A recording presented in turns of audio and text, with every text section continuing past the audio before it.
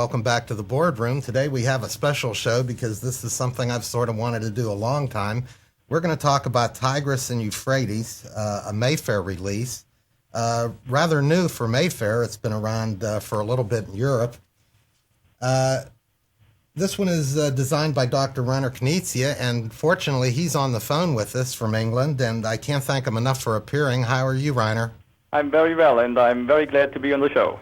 Well, this is exciting for me because we're going to really take some time and look into this game. We're going to do our normal demonstration for the first show, and then in subsequent shows, to the tune of maybe 2 or 3 or 4 shows, we're going to talk about some of the more advanced strategies, some of the design tips, and different things you went through on your quest to design this game. Basically, again, it's a Mayfair Games release in this country. It's 2 to 4 players. I've only played it with 4 players. Reiner can fill us in a little bit more on the rest of it. Ages 12 and up, and it's taken us maybe an hour to 2 hours to play each game. Does that sit pretty well with you, Reiner? Yes, that's absolutely right. And I think, as you have only played it with 4 players, let me just make this one remark. It is a very good 2-player game as well, because sometimes if you look at multiplayer games, they sometimes do not really work with a 2-player game. The lucky thing, I want to say it like this, the lucky thing with Tigris and Euphrates is it really works as a very nice strategy game for 2 players. Reiner, a lot of people consider this your best game, and in fact, some people, and quite a few people I've talked to in the past several months, consider this one of the best games ever done. Do you look back on this game with a special fondness? I know when I talked to you, you just seemed very excited about it. It has a special meaning for me, mainly for one reason, because it is probably my most complex game I have done so far. There's a lot of energy in there. There is a lot of effort in there as well. And with this respect, I'm very, very proud of it. And this is also my interpretation why some people like that most of my games, because that's probably the group of people who like the more complex strategic games, and they probably found something which they like in Tigris and Euphrates. Well, that said, I have to tell you, I've had no trouble teaching this to people that do not play this type of game. I have had no trouble getting them to play it, and they have found it rather satisfying to play. So I don't put this into the category that some people do as a much harder game, but we'll give them a chance to make that decision themselves.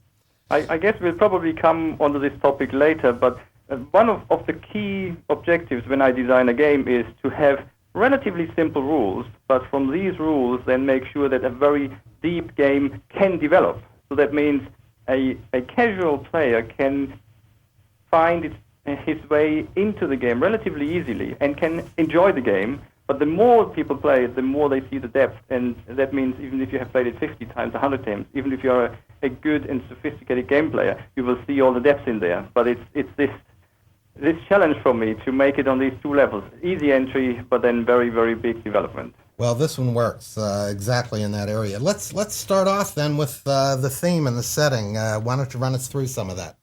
Yes, I mean, as the title already says, Tigris and Euphrates leads us into Mesopotamia, but not in our time, but more than 5,000 years ago, when human civilization started on Earth.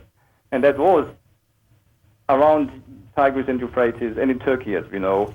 And it's a very, very fascinating theme, which I wanted to do for a very long time, and finally I started doing it. And it's really about how mankind settles down, how they develop culture from this nucleus around Tigris and Euphrates, because what you need, of course, if you settle down, is you need a reasonable developed agriculture, because otherwise you can't feed the people. And of course, you need to have people if you want to settle and if you want to build a kingdom.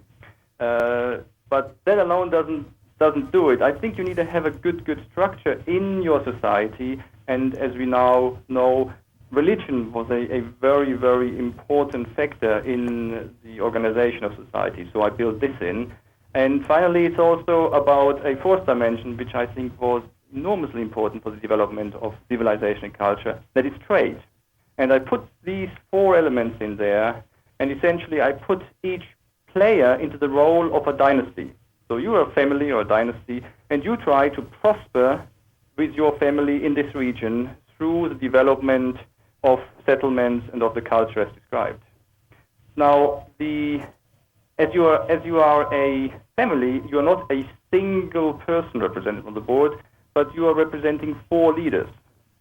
And each of the 4 leaders you are guiding is actually a specialist in one of the 4 areas I just named. So that is, one is the king, the other one is a priest, the third is looking after the agronomy, the farming side, and the fourth one is a trader or a merchant.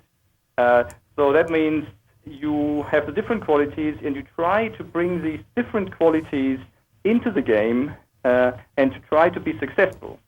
That means you will have certain kingdoms. Now, one trick in the game, which I'm very proud of, is you're not building a kingdom by yourself where you and your family members are all in the same group. What you're doing is you're having a king, your king, in one kingdom, and then maybe your priest is on the other end of the board, and he's joining another kingdom and tries to build an own city and an own development there under another king, for example. It's a lot of interaction in there, because you can either try to be by yourself, or you can try to mingle with the others, and it has all its advantages and disadvantages.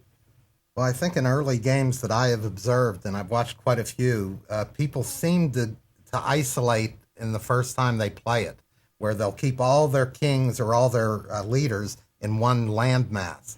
But as you play the game more, I think you'll find it's much richer to move around and experiment. You are absolutely right. I mean, the safest strategy in the beginning, maybe not the best and the optimal strategy, but the safest strategy in the beginning is you stay in one corner, stay for yourself. This is my little kingdom. It's small, but it is mine, and I make sure that nobody else comes in, because all relevant positions are occupied by my people. This is something where you have the least consequences, so it's nice to see what is going on. The complexity starts, of course, if you start to interact with others and go into other kingdoms, and then all sorts of effects happen, which we are going to discuss in one of the next episodes.